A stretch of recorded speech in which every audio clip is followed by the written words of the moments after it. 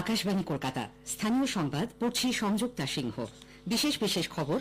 রাজ্যপাল সিভি আনন্দ বোস মনে করেন সন্দেশখালিতে যে পরিস্থিতি তৈরি হয়েছে তাতে শাসক বিরোধী সব পক্ষেরই কথা কম বলে কাজ বেশি করা প্রয়োজন। বিজেপি সভাপতি সুকান্ত মজুমদারের সন্দেশখালি সফরকে ঘিরে গত সন্ধ্যায় তুলকালাম কাণ্ড বাধে। জাতীয় মানবাধিকার কমিশনের প্রতিনিধি দল আজ সন্দেশখালি যেতে পারে। সেখানকার পরিস্থিতি নিয়ে প্রতিদিন রাজ্যের মুখ্য নির্বাচনী আধিকারিককে রিপোর্ট পাঠানোর নির্দেশ দিয়েছে নির্বাচন কমিশন। দার্জিলিং তরাই ডুয়ার্সের 16টি বন্ধ চা বাগানের শ্রমিকদের আর্থিক সহায়তা দেবে রাজ্য সরকার। আসছি বিস্তারিত খবরে। রাজ্যপাল সিভি আনন্দ বোস মনে করেন সন্দেশখালিতে যে পরিস্থিতি তৈরি হয়েছে তাতে শাসক বিরোধী সব পক্ষেরই কথা কম বলে কাজ বেশি করা প্রয়োজন। একটি ইংরেজি সংবাদ চ্যানেলের সঙ্গে সাক্ষাৎকারে তিনি বলেছেন, শুধু মুখ্যমন্ত্রী নয়, সংশ্লিষ্ট সবাইকেই কথা কম বলে স্বাভাবিক অবস্থা ফিরিয়ে আনার জন্য সচেষ্ট হবার পরামর্শ দিচ্ছেন তিনি। রাজনৈতিক নেতাদের পরিস্থিতির ফায়দা তোলা উচিত নয়। সন্দেশখালির বাসিন্দাদের মনে আস্থা ফেরাতে পলাতক তৃণমূল কংগ্রেস নেতা শেখ শাহজাহানকে গ্রেপ্তার করা জরুরি বলেও মনে করেন রাজ্যপাল। তিনি বলেন, সেখানকার মানুষ শান্তি চায় সম্মানের সঙ্গে জীবনযাপন করতে, কিন্তু এখনকার পরিস্থিতি তার অনুকূল নয়। এদিকে বিজেপি সভাপতি সুকান্ত মজুমদারের সন্দেশখালি সফরকে ঘিরে তুলকালাম কাণ্ডের মধ্যে একাধিক জায়গায় নতুন করে 144 ধারা জারি করা হয়েছে।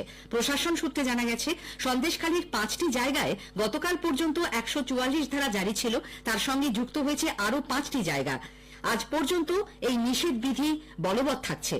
শেখ শাহজাহানের গ্রেপ্তারের দাবিতে দলীয় কর্মী সমর্থকদের নিয়ে সুকান্ত মজুমদার গত সন্ধ্যায় সন্দেশখালি থানার সামনে অবস্থানে বসলে উত্তেজনা ছড়ায়। পুলিশ তাকে টেনে হিঁচড়ে সরিয়ে দেয়, পরে গ্রেপ্তার করা হয় তাকে। ব্যক্তিগত বন্ডে ছাড়া পাওয়ার পর ধামাখালি ফেরিঘাটে বিজেপি সভাপতি সাংবাদিকদের বলেন, পুলিশি আচরণের বিরুদ্ধে তারা সুপ্রিম কোর্টে যাচ্ছেন। দেখুন, পুলিশ গ্রেপ্তার করেছিল, পেয়ার বন্ডে ছাড়া হয়েছে। আমাদের বিক্ষোভ একটাই দাবি ছিল যে শেখ শাহজাহানকে গ্রেপ্তার করতে হবে। এই দাবি নিয়ে আমরা গণতান্ত্রিক পদ্ধতিতে শান্তিপূর্ণভাবে আন্দোলন করছি। পুলিশ বিনা প্ররোচনায় যে ধরনের আচরণ করেছে, এই ধরনের আচরণ গণতন্ত্রে কাম্য নয়। সিপিএম এর লোক ঢুকছে, এমএলএ আজকে 50 জন লোক নিয়ে ঘুরে বেড়াচ্ছে, তখন 144 ধারা চোখে পড়ে না? এটা পার্সিয়াল 144 ধারা হয় নাকি? ভারতবর্ষে সংবিধানে সেই প্রাবধান আছে। আমরাও সুপ্রিম কোর্টে যাচ্ছি, আমাদের লয়ার যাচ্ছে। অন্যদিকে বসিরহাট পুলিশ জেলার সুপার হোসেন মেহেদী রহমানের দাবি, কোন রকম আগাম খবর না দিয়েই সন্দেশখালি গিয়েছিলেন বিজেপি সাংসদ। 144 ধারা লঙ্ঘন করায় তাকে গ্রেপ্তার করা হয়। মাননীয় শ্রী সুকান্ত মজুমদার বিনা নোটিশে এখানে এসেছিলেন। তিনি একজন জেড ক্যাটাগরির প্রোটেক্টিভ। উনি আমাদেরকে কোনো প্রায়র ইনফরমেশন ছাড়াই সন্দেশখালি চলে এসেছিলেন ধামাখালিতে, যেখানে ওনাকে ইন্টারসেপ্ট করা হয়। উনি সন্দেশখালিতে একজনের বাড়িতে আসতে চান, ওনাকে পারমিশন দেওয়া হয় যে ওনার সিকিউরিটির সঙ্গে উনি এখানে আসতে পারেন, কিন্তু উনি এখানে এসে এখানকার লোকাল সাপোর্টারদের নিয়ে থানার সামনে ধর্নায় বসে যান, যেটা সেকশন 144 সিআরপিসি উল্লঙ্ঘন করে। তার জন্য ওনাকে অ্যারেস্ট করা হয় এবং পার্সোনাল বন্ডে আবার ছেড়ে দেওয়া হয়। শেখ শাহজাহানের ভাই শেখ সিরাজউদ্দিনের বিরুদ্ধে এলাকার মানুষের তীব্র ক্ষোভ নিয়ে প্রশ্ন করা হলে পুলিশ কর্তা বলেন, এখনো পর্যন্ত তাদের কাছে সিরাজউদ্দিনের বিরুদ্ধে কোনো লিখিত অভিযোগ আসেনি। তথ্য সম্প্রচার মন্ত্রী অনুরাগ সিং ঠাকুর সন্দেশখালির ঘটনায় রাজ্য সরকারের কড়া সমালোচনা করে বলেছেন, মহিলাদের ওপর অত্যাচার এবং সাংবাদিক নিগ্রহের খবর সারা দেশে ছড়িয়ে পড়েছে।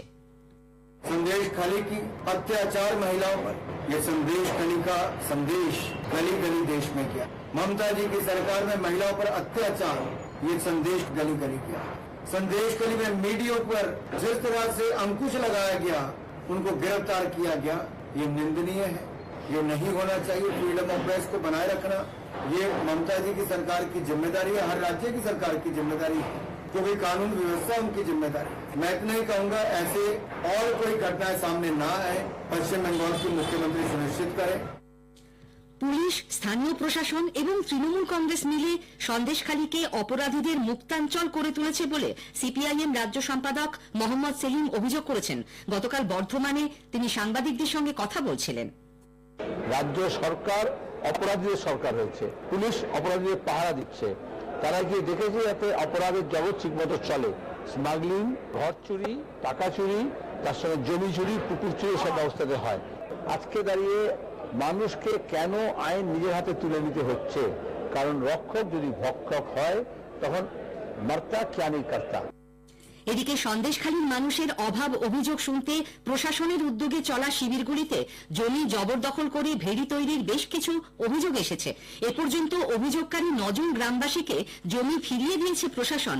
এলাকার মানুষের কাছে গিয়ে গতকাল বিক্ষোভের মুখে পড়েন স্থানীয় তৃণমূল কংগ্রেস বিধায়ক সুকুমার মাহাতো। 100 দিনের কাজের টাকা কেড়ে নেওয়া, গভীর রাতে মহিলাদের পার্টি অফিসে ডেকে পাঠানোর মতো বিভিন্ন অভিযোগে তার সামনে সরব হন গ্রামবাসীরা। জাতীয় এসটি কমিশনের ভাইস চেয়ারম্যান অনন্ত নায়েকের নেতৃত্বে এক প্রতিনিধি দল সন্দেশখালী 2 নম্বর ব্লকের বিভিন্ন গ্রামে গিয়ে গতকাল মানুষের অভাব অভিযোগ শোনেন। আজ সেখানে যেতে পারেন জাতীয় মানবাধিকার কমিশনের প্রতিনিধিরা। গত সন্ধ্যাতেই কলকাতায় পৌঁছেছেন তারা। নির্বাচন কমিশন সন্দেশখালীর অশান্তির ঘটনায় উদ্বিগ্ন। রাজ্যের মুখ্য নির্বাচনী আধিকারিককে সেখানকার পরিস্থিতি নিয়ে রোজ রিপোর্ট পাঠাবার নির্দেশ দিয়েছে তারা। সেই মতো মুখ্য নির্বাচনী আধিকারিক ডক্টর আরিজ আফতাব প্রতিদিন সিআরপিএফ এর নোডাল অফিসার বি.কে. শর্মার সঙ্গে বৈঠক করে বিকেল 5টার মধ্যে কমিশনের কাছে রিপোর্ট পাঠাচ্ছেন। আগামী 4 মার্চ রাজ্যে আসছেন মুখ্য নির্বাচন কমিশনার সহ কমিশনের শীর্ষ কর্তারা। স্বীকৃত সব রাজনৈতিক দল এবং মুখ্য সচিব, স্বরাষ্ট্র সচিব, রাজ্য পুলিশের ডিজি, এডিজি আইন শৃঙ্খলা ও কলকাতার পুলিশ কমিশনারের সঙ্গে তাদের বৈঠক করার কথা। জনসাধারণকে তাদের লোকসভা কেন্দ্রের বিশদ তথ্য এবং সেই এলাকায় চালু থাকা বিভিন্ন কেন্দ্রীয় সরকারি প্রকল্প ও উন্নয়ন সম্পর্কে অবহিত করতে আকাশবাণী কলকাতার সংবাদ বিভাগ শুরু করেছে বিশেষ অনুষ্ঠান ভারত বিকাশ ডায়েরি। প্রতিদিন রাত 8:50 গীতাঞ্জলি প্রচার তরঙ্গে শুনুন 10 মিনিটের এই অনুষ্ঠান। এছাড়াও অনুষ্ঠানটি সরাসরি শোনা যাচ্ছে আমাদের সোশ্যাল মিডিয়ায়। আজকের প্রতিবেদনে থাকছে কোচবিহার লোকসভা কেন্দ্র। রাজ্য সরকার উত্তর দিনাজপুরের চোপড়ায় মাটি চাপা পড়ে মৃত 4 শিশুর পরিবারকে অর্থ সাহায্য দেওয়ার সিদ্ধান্ত নিয়েছে। মুখ্যমন্ত্রী মমতা ব্যানার্জি আজ আধিকারিকদের গতকাল এই নির্দেশ দিয়েছেন বলে নবান্ন সূত্রে খবর। প্রত্যেক শিশুর পরিবারকে এককালীন 2 লক্ষ টাকা করে দেওয়া হবে। গত 12 ফেব্রুয়ারি নর্দমা তৈরির কাজ চলাকালীন মাটি ধসে 4 শিশুর মৃত্যুর ঘটনায় বিএসএফ এর গাফিলতিকে দায়ী করেছে তৃণমূল কংগ্রেস। মুখ্যমন্ত্রীর নির্দেশে গত সোমবার চোপড়ায় যান মন্ত্রী চন্দ্রিমা ভট্টাচার্য ও গোলাম রব্বানী। পরের দিন চোপড়ায় গিয়ে মৃত 4 শিশুর পরিবারের সঙ্গে দেখা করেন রাজ্যপাল সিভি আনন্দ বোস। পরিবার পিছু 1 লক্ষ টাকা করে দেবার কথাও ঘোষণা করেন তিনি। কোচবিহারের মাথাভাঙা 1 নম্বর ব্লকের বৈরাগীরহাট এলাকা গতকাল তৃণমূল কংগ্রেস ও বিজেপি কর্মী সমর্থকদের মধ্যে সংঘর্ষে উত্তপ্ত হয়ে ওঠে। আহত হন দুপক্ষের 5 জন। এদের মধ্যে ছিলেন তৃণমূল কংগ্রেসের বৈরাগীরহাট অঞ্চল সভাপতি পরেশ বর্মন ও বিজেপি কর্মী কার্তিক চন্দ্র বর্মন। দুজনেই মাথাভাঙা মহকুমা হাসপাতালে চিকিৎসাধীন। আহত আরো 3 বিজেপি কর্মীকে প্রাথমিক চিকিৎসার পর ছেড়ে দেওয়া হয়।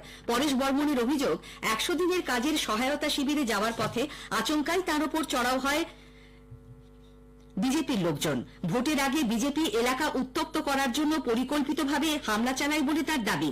অন্যদিকে বিজেপির কোচবিহার জেলা কমিটির সদস্য দীনেশ বর্মনের পাল্টা অভিযোগ, রবিবার দলের কয়েকজন কর্মী এলাকায় চাঁদা তুলছিলেন, সেই সময় তৃণমূল কংগ্রেসের লোকেরা তাদের উপর হামলা চালায়।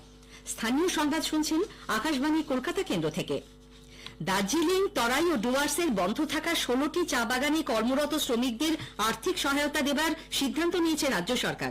এর জন্য ডুয়ার্সের নয়, দার্জিলিং এর 6 ও তরাইয়ের 1টি বাগান কর্তৃপক্ষকে আগামী 29 ফেব্রুয়ারির মধ্যে আবেদন করতে বলা হয়েছে বলে শ্রম দপ্তর সূত্রে জানা গিয়েছে।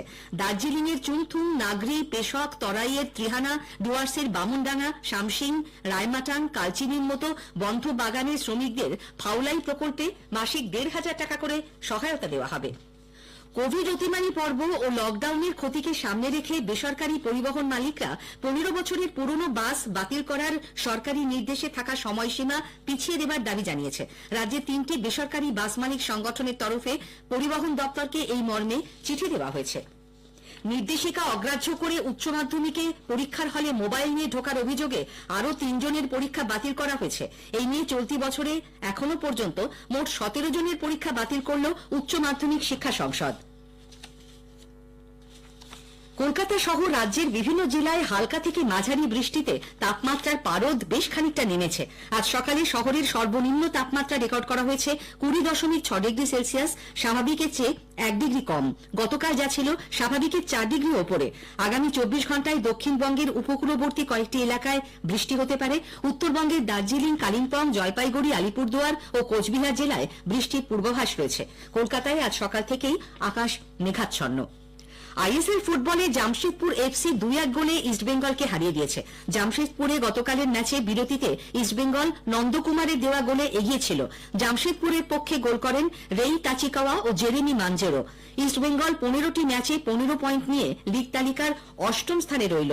6ষ্ঠ স্থানে থাকা জামশেদপুর এফসির পয়েন্ট 20।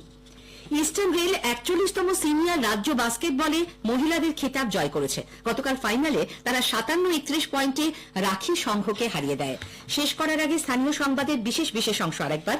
রাজ্যপাল সিভি আনন্দ বোস মনে করেন সন্দেশখালীতে যে পরিস্থিতি তৈরি হয়েছে তাতে শাসক বিরোধী সব পক্ষেরই কথা কম বলে কাজ বেশি করা প্রয়োজন।